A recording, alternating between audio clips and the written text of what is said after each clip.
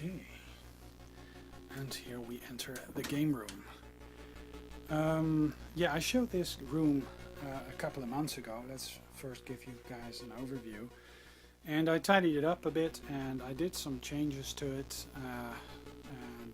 Yeah, I'm just gonna pan around and show you guys how it's laid out. And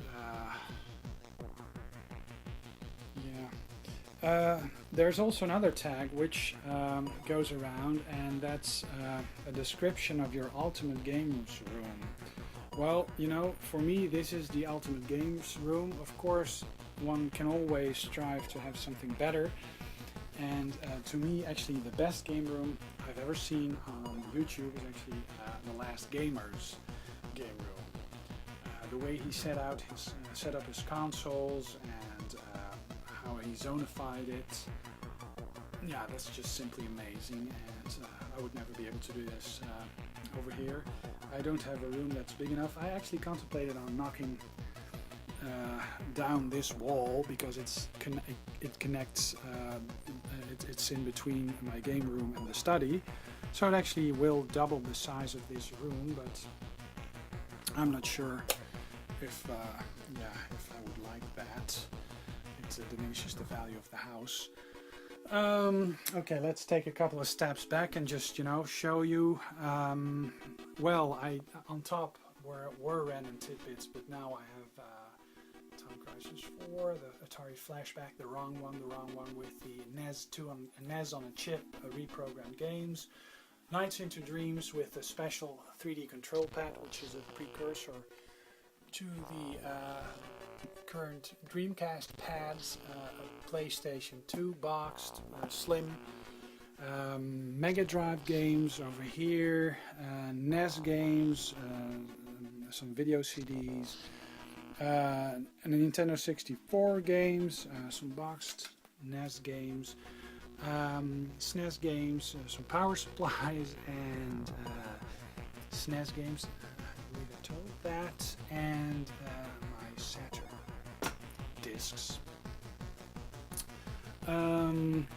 Yeah, the consoles, they're all hooked up over a Vivanco RGB switch. They hook up into this JVC 4x3 TV. My dad actually bought that just a couple of years ago, and they switched to an LCD TV, and I was lucky to actually get this from them. And it's a very new CRT TV, and it doesn't have a flat screen, and it was very cheap, but it's, you know, my father didn't pay a lot for it. Cheap, new, and it's a very serviceable system. Let me see. So here you have my Mega CD collection, PAL Mega Drive 2 with a Mega CD connected to it. Nintendo 64. I'm considering getting a flash, an EverDrive for it, which I'm not sure if the PAL machines are supported by the EverDrive, so I will have to find that out. As soon as I know it is supported, I want to have one. This is my, and the Americans will think it's a Super Famicom, but it isn't. It's a Super Nintendo. It's the European model, and it houses my Butch EverDrive card, which is it's a butchered Chessmaster cartridge with some duct tape, very professionally hacked to bits, and works like a charm. Underneath is my French 7800 Atari. Connects up over RGB, which offers the best picture quality of any 8-bit Atari system. Sadly, it doesn't. It isn't compatible with NTSC cards because there's some encryption in there. It does play NTSC and PAL 2600 cards, so that's okay. This next to it is my NES 2, which is the NTSC model, RF out, and it hooks up over that VCR, and that changes the RF signal to a composite signal that my PAL TV is able to digest. It's a multi-norm TV actually. So Below that is an Asian spec Mega Drive 2, and it houses an EverDrive. Next to it is my Neo Geo CD, some magazines, a PlayStation 2 ASCII-ware arcade stick, my 13-inch Sony Trinitron TV that I bought when I left home to go to college, university. It has served me well ever since. Below that is the best MSX system ever, apart from the Philips 8450 systems. This is the home computer HB F700P. It's an MSX home computer, and on the first slot is an IDE interface from Sunrise, and it's an IDE ATA interface for the MSX2, 2 Plus, and Turbo R, so it doesn't work on MSX1 systems. And next to it is a Mega Flash ROM that allows you to flash ROM files from disk or from the Compact Flash interface to this and boot it up. It also allows you to set the system to PAL or NTSC. Great, and it also emulates the special sound cartridges that are found in various MSX cards. So basically this is the ultimate MSX setup. You'll be able to play just virtually just about anything, everything. It's a SUSE arcade stick. I have multiple of those. They are very similar to the Competition Pro joysticks, which is this one. The Brits are more familiar with that one, and we had that in the Netherlands. Same principle. This was produced, SUSE arcade stick was produced by a Dutch company in Rotterdam, STC Rotterdam, made in Holland. And this was actually made in, I believe, in the UK, or also SUSE. Oh, SUSE also did the Competition Pro. Oh wow, cool. Pro Competition Pro. It's also a SUSE because it says SUSE. So these are actually made in the Netherlands. Wow. I'm like 41 and I found out that also the Competition Pro joysticks are Dutch. Yay. Okay, moving on. This is the Odyssey 2, which is a G70 a VideoPack G7400, a VideoPack Plus system. Basically, it's a souped-up Odyssey 2 with enhanced features. In it is a multi-cart for I just want to be able to play all the games at my convenience. Same goes for my ColecoVision on top. It has an Atari Max 128 in one USB flash multi-cart. And on top is the best ColecoVision controller in the world. Serial number 2. This is made by John, or also known as The Stig on YouTube. This is my ColecoVision controller of default. And he just made this for me, and I'm very grateful to you, John. You wouldn't believe my high scores on various ColecoVision games, and I just love it to death. John actually showed me in private videos. He showed me step by step how he did it, and it's just amazing. It's an amazing piece of work, and it's actually very, very complicated to do this. It's not just a simple rewiring. It's something else. Well, a collection of old style joysticks. I put them on the TV. I believe Retro Gamer VX is doing something similar next to his, I don't know what he's growing there on his window shelf. My Commodore 64G, the German edition. It's all white. It's very different than the standard. Let me see if I can get this out. This is actually my original Commodore 64G, which has been repaired by UK Retro Games. This is the standard, and this is the grey key. You also have the ones with those keys. This is actually my VIC-20 that was given to me by a good colleague of my wife, and it has a multi-card as well. And this is the C64C that I got from the Stig. This is the one that UK Retro Games Mark sent me. My Neo Geo AES with one of the controllers. Yeah, just to show you the difference. The Americans were quite partial to this model of the Commodore 64, and they didn't take well to this.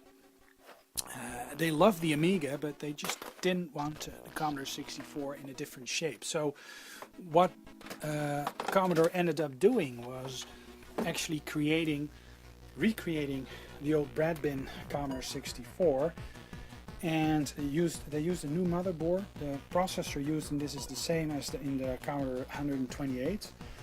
Even though the CPU is able to run at 2 MHz, here it's just running standard. The PAL variant is 0.9, I believe.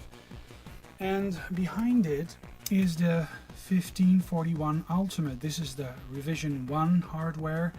I believe UK Retro Games has already received his Revision 2 hardware, which comes in a nice plastic case, multiple LEDs. I've also ordered it, and yeah, I use this a lot because it emulates the 1541 perfectly.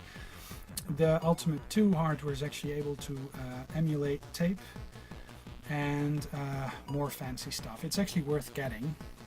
Made by a Dutch Gideon Schweitzer, I believe. Great stuff, and you really want to have one of these to complement your Commodore 64. Works both on PAL and NTSC systems, great, but works on the 128 also. You can use this standalone on Commodore 16 and VIC-20. You just don't plug it in, but you use a USB power plug to have this as working as a standalone unit, and it just serves disk files. This is a PlayStation 2 which has been chipped, so it is able to play Japanese games. I just had to have one. I thought about getting a Japanese PlayStation. I have several PlayStations, but they're all PAL. I'm still looking for a Japanese PlayStation. The old grey one, not the PlayStation 1, the PS1, just, you know, the regular square one. I love this design. My Neo Geo AES collection, my Neo Geo CD collection, the Mega Drive, the Game Gear I got from the Stig. I use it actually quite a lot, and it has an EverDrive in it as well. It works like a charm. John, the Stig, thanks for that. Yeah, my Aleste, Castle of Illusion, Jurassic Park, and Outrun. These were the games that he gave me. Master System converter, Power Base converter, also known in the US. This works on Genesis, this works on Mega Drive, this works on just about any system. Mega Drive games, behind there are a couple of my most played Odyssey 2 games. These are my 7800 games, my MSX cards that I play regularly. I do have some upstairs. These are my ColecoVision cards. I don't have many games. I would like to have more, but these are just the games I have. Of course, my Troll, and Elise's little My Heart Belongs to You. Oh, this is actually the the Chess Master 2000 board that I just butchered out of that card. One can never have too few MSX. Hear me. Commodore 64. Commodore 64. How do you say that? Resistors, transistors. The Playmobil thingy. Some cows. Joysticks. 2 folders filled with original PlayStation 2 discs only. My Lynx. An old laptop. Master System is in here. 2 MSX systems stacked on top of each other with a Neo Geo arcade stick on top, the Atari 400, 2 PSPs, one later model, and the previous model I want to use this for emulation. This is actually the release model, but I have yet to find that special battery, and perhaps have someone fix it for me. I want to be able to use some emulators on that. But yeah, great system. At one point I considered selling it, but I ended up not selling it, and I love it too much, so I'm just gonna keep it. I actually got another one. My Nintendo DS, small-end Nintendo DS collection, my Bowser, Mario, Peach figurine set, my Zelda figure, these are from the Wind Waker, I believe, some Game Boys, a whole cup of Smurfs, very nice. I can set them out, there's about 30 in that. Mega Drive games, PlayStation 1 games, over here, arcade stick. This is my shelf of Counter 64 with a lot of tapes. This is my shelf of boxed games. Yeah, a lot of stuff. Behind it is our PC games, books, computer books, and random tidbits of discs. These contain PC games. I threw the boxes out. I did keep the manuals, but I threw the boxes out. Nice Philips CRT with a GameCube on top, and yeah, just gives the room a nice, yeah, it's nice there. Xbox, PlayStation 2, a wall of boxes. Some are filled, some are empty. This is actually my Famicom Entertainment, my Famicom clone that has good sound, and it actually uses a Famicom motherboard, which is really weird, and it closely mimics the action set that is found over there, but it's a Famicom clone, and it's the family video game, and it really matches the design of the original action set, and it didn't come with a zapper, and they crossed it out. Some beer cans, and these are my Wii games, my GameCube games, my 360 games, my PS3 games, 2 comfy chairs. Half Blind Gamer has been sitting in the red one. We've been playing some games together. Actually, the last game we played is still in there, and that's Mickey, World of Illusions. Mickey Mouse and Donald Duck. This is my Asian Spec Mega Drive. This is a PAL Dreamcast with a modified Wii, 2 Vivencos,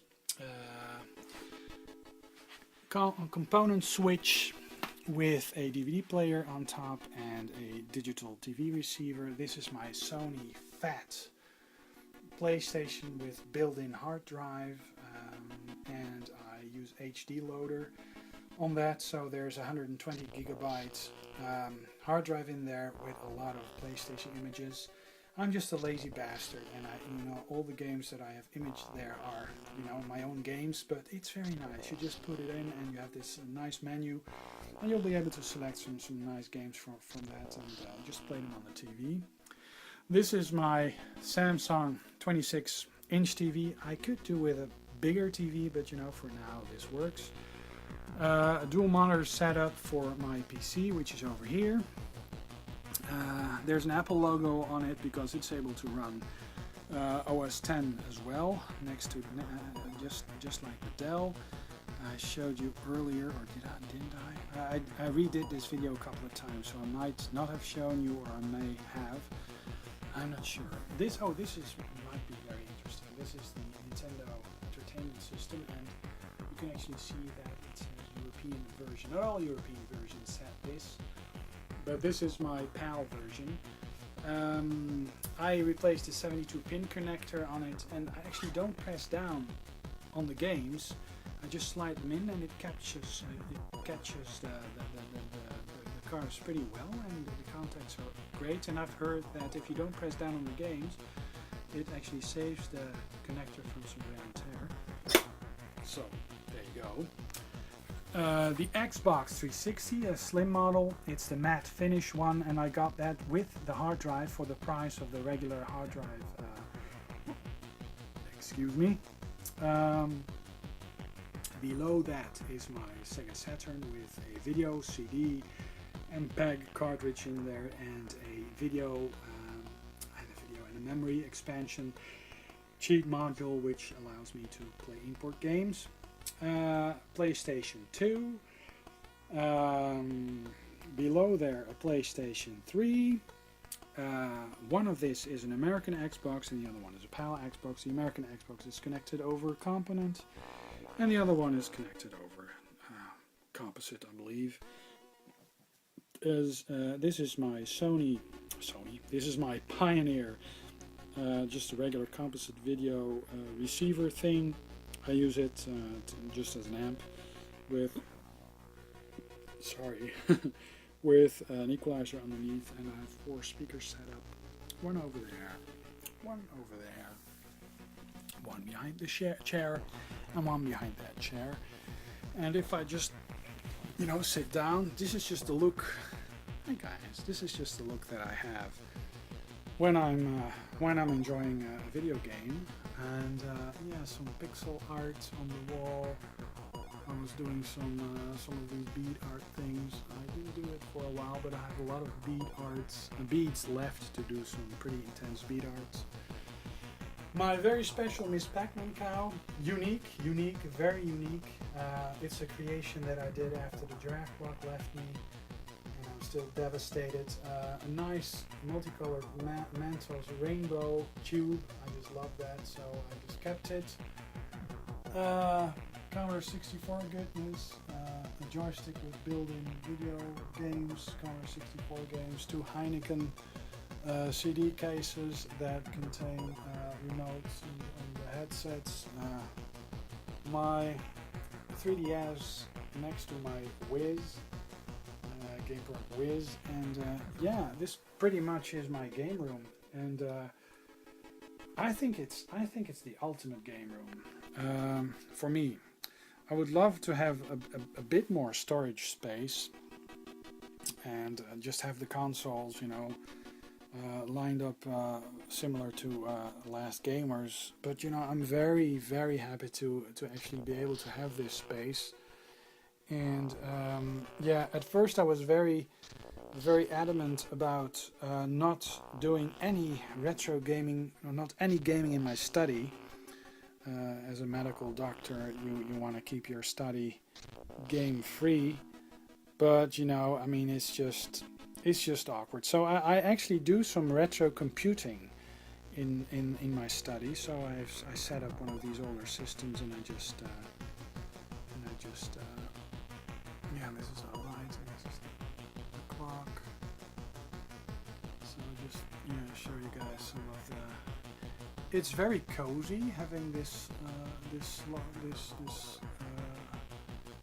how do you say that? It's part of a, man, my English may sound good, but it isn't. It's a dormer, I guess.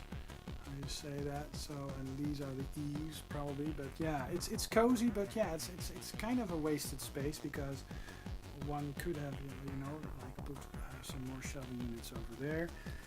I'm still considering putting some shelving on top, or putting a nice picture on there, but you don't want to crowd it too much, and I think this is just about the right amount of crowding, and to see some of the wall like that.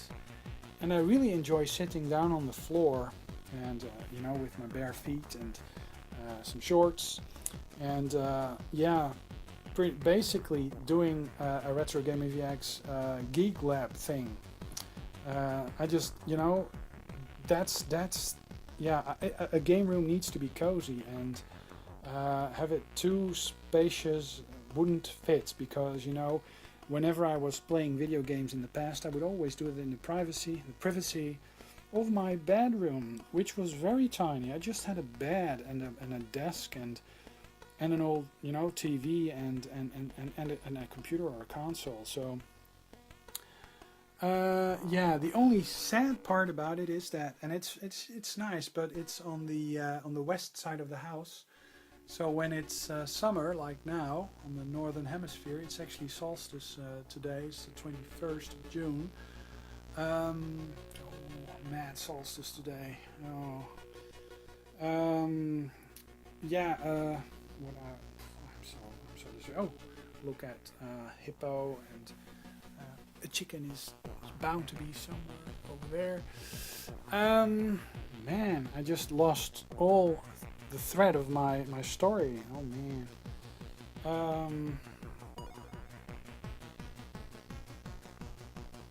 remember what I was going? Just rewind it and press play again. Well, does it help? It doesn't help me. You just heard what I told you, but I didn't hear it, and I'm not gonna rewind.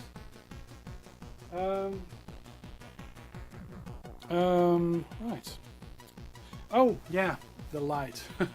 It's nice, but yeah, it's almost too bright for the old CRTs. So and I don't like the sun actually hitting these old systems. You know, it's not good to have them exposed to sunlight too much. So I am contemplating on doing something different with the shades. They're always drawn, and yeah, I'm just. Oh, and in these drawers are Ziploc bags that contain controllers and all, you know, the necessary tidbits. These shelvings, these drawers contain other tidbits. But yeah, basically, this is just what my game room looks like, and yeah, I'm very curious after the other game rooms. So yeah. Well, Mark signing out, and I'll be back with another video soon.